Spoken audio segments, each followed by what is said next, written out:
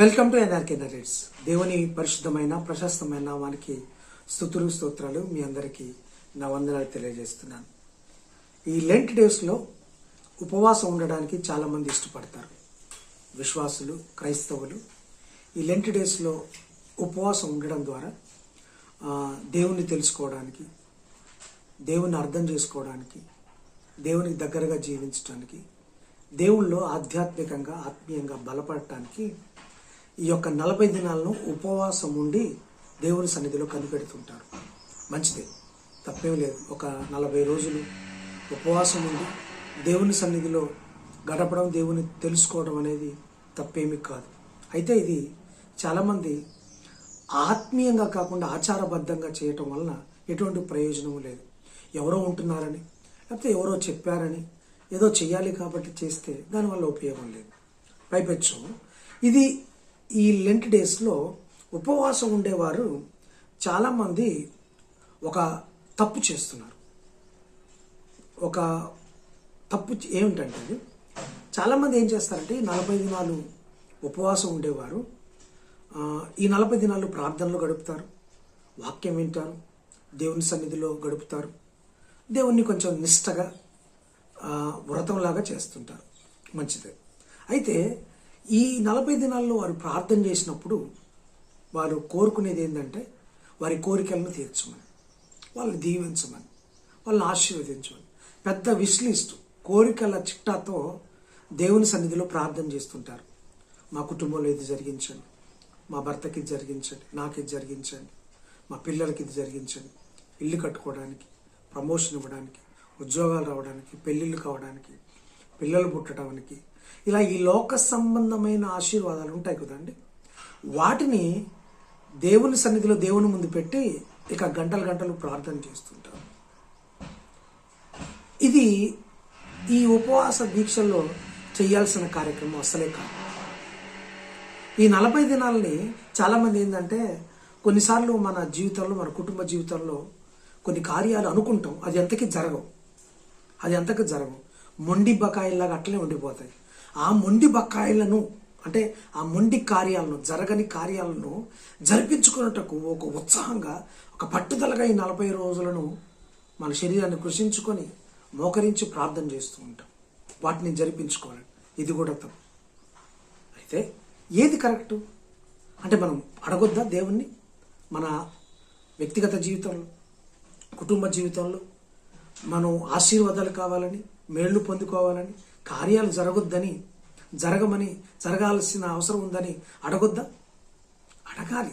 కానీ ఇప్పుడు కాదు. అది చాలామంది తప్పు చేస్తున్న తప్పు ఏంటంటే, ఈ 40 దినాలను వారి శరీరానుసారమైన, లోకానుసారమైన కోరికల కోసం వాడుకుంటున్నారు. అయితే వాడుకోవాల్సిన దాని గురించి కాదు. ఈ 40 దినాలు దేవునికి దగ్గర అవడానికి ప్రయత్నం చేయాలి, దేవుణ్ణి తెలుసుకోవడానికి ప్రయత్నం చేయాలి, దేవుని యొక్క వాక్యాన్ని ధ్యానించి దేవుని యొక్క నియమాలను, నీతిని, దేవుని యొక్క సంకల్పాన్ని, దేవుని యొక్క ముందు చూపును, దేవుడు మన పట్ల, నీ పట్ల ఎవరైతే ఉపవాసం ఉండి ప్రార్థన చేస్తున్నారో వారి పట్ల దేవుని యొక్క సంకల్పం ఏమైందో దాన్ని గ్రహించడానికి ఇది ఉపయోగించుకోవాలి. ఆధ్యాత్మికంగా బలపడాలి. అంటే ఈ 40 రోజులు ఉపవాసం ఉండి నువ్వు ప్రార్థన చేస్తున్నప్పుడు మిగతా రోజుల్లో దొరకని సమయం ఇక్కడ దొరుకుతుంటుంది. నీకు కాస్త ఎక్కువ సమయం దొరుకుతుంది. ఆ ఎక్కువ సమయము దేవుళ్ళ గడపడానికి నువ్వు ప్రయత్నం చేయాలి.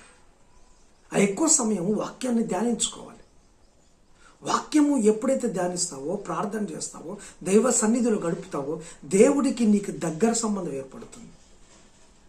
ఆయన రాజ్యాన్ని వెతికినట్టు అవుతుంది, ఆయన నీతిని వెతికినట్టు అవుతుంది.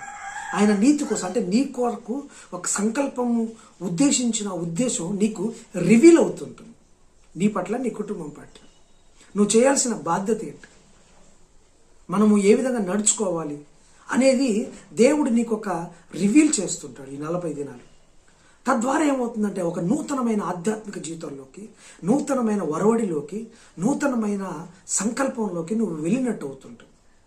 అంటే ఎక్కువగా దేవుళ్ళు గడిపినప్పుడు దేవుడు మాట్లాడే ప్రయత్నం చేస్తుంటాడు. వాక్యం ద్వారా నిన్ను గైడ్ చేస్తాడు, నిన్ను లీడ్ చేస్తాడు. నువ్వు చేయాల్సిన పనిని మరొక్కసారి నీకు చెప్పి పురికొల్పుతూ ఉంటాడు. ఎందుకంటే దేవుని సన్నిధిలో గడపడం అనేది అంత భాగ్యం మరొకటి ఉండదు. ఆ భాగ్యం ఆశీర్వాదాలు తీసుకురాలేవు, స్వస్థతలు తీసుకురాలేవు. దేవుని సన్నిధిలో నీ 40 దినాలను గడపడానికి ప్రయత్నం చేయండి. అప్పుడు ఏమవుతుందంటే, మొదట నా నీతిని, నా రాజ్యాన్ని వెతికినప్పుడు ఆ తర్వాత మీకు ఏమి కావాలనో పరలోకమందున మీ తండ్రికి తెలుసు, అవి వాటిని అనుగ్రహిస్తారని చెప్పారు కొండ మీద ప్రసంగంలో యేసు ప్రభు వారు చెప్పిన మాట. అయితే చాలామంది ఏంటంటే, మొదట ఆయన నీతిని, రాజ్యాన్ని వెతకుండా మనకు కావాల్సినవి రివర్స్లో వెళ్తుంటాం అనమాట. మనకి ఏం కావాలో ముందు పెట్టి ఆయన నీతిని, రాజ్యాన్ని మాత్రం చివరిలో వెతికితే కాదు కదా. ఆడ ఆ మత్తయి సువార్త కొండ మీద ప్రసంగంలో ఉంది, మొదట నా నీతిని, నా రాజ్యాన్ని వెతుకు, ఆ తర్వాత నీకు ఏం కావాలో నేను చూసుకుంటా అని చెప్పారు. కానీ మనం మాత్రం మన విష్ లిస్టు, మన కోరికలు, మన స్వస్థతలు, మన అవసరతలు, మన ఆశీర్వాదాల కోసం ఆడ పేపర్ మీద రాసి పెట్టి ప్రార్థన చేసేస్తుంటాం. ఆయన నీతిని, రాజ్యాన్ని ఎప్పుడు వెతికేది? మిగతా రోజుల్లో మనం డ్యూటీలకు వెళ్తుంటాం, పనులకు వెళ్తుంటాం, మనకు రకరకాల కార్యక్రమాలకు చేస్తుంటాం.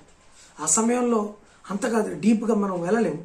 మీరు ఇప్పుడు 40 దినాలు ఉపవాసం ఉండడానికి తీర్మానం తీసుకుని ఆత్మచేత ప్రేరేపింపబడి మరి తీర్మానం తీసుకున్నప్పుడు నువ్వు నీ యొక్క అవసరతల గురించి దేవునికి ప్రార్థన చేస్తావా? దేవుడికి దగ్గర అవ్వాలని చూస్తావా? దినదినము దేవునికి దగ్గర అవ్వాలి. యేసు ప్రభు వారు కూడా మత్తయి సువార్త 4వ అధ్యాయం ఉంటుంది కదా, ఉపవాసం చేశారు. 40 రాత్రులు 40 పగళ్ళు ఉపవాసం చేశారు. ఎందుకు చేశారండి? దేవుడికి ఏమైనా అవసరమా? యేసు ప్రభు వారికి అవసరమా?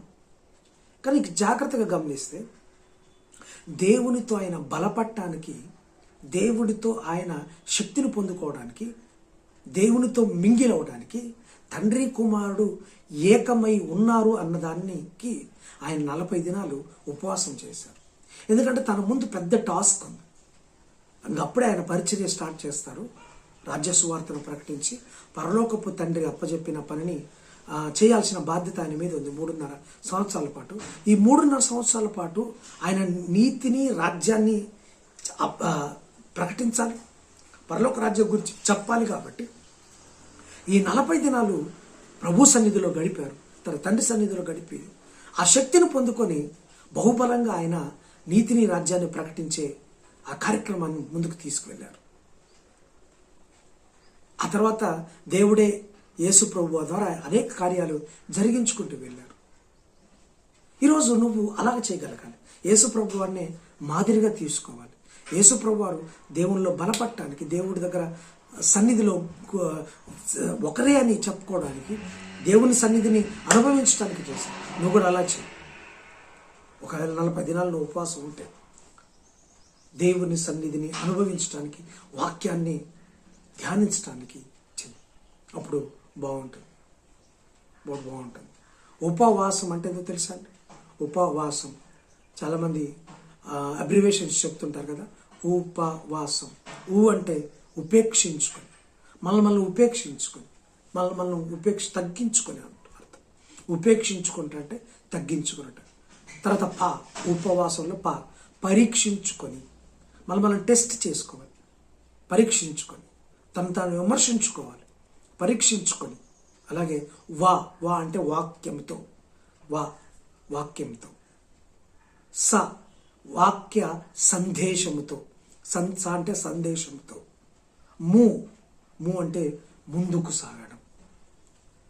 తాను ఉపేక్షించుకొని, పరీక్షించుకొని, వాక్య సందేశముతో వాక్యాన్ని సంగ్రహించుకొని ముందుకు సాగడం. దీన్నే ఉపవాసం అంటే. యేసు ప్రభు వారు అదే చేశారు. తను తగ్గించుకొని, ఉపేక్షించుకొని, వాక్యం దేవుని దగ్గర శక్తిని పొందుకొని ఆయన 3.5 సంవత్సరాల పాటు ముందుకు సాగారు.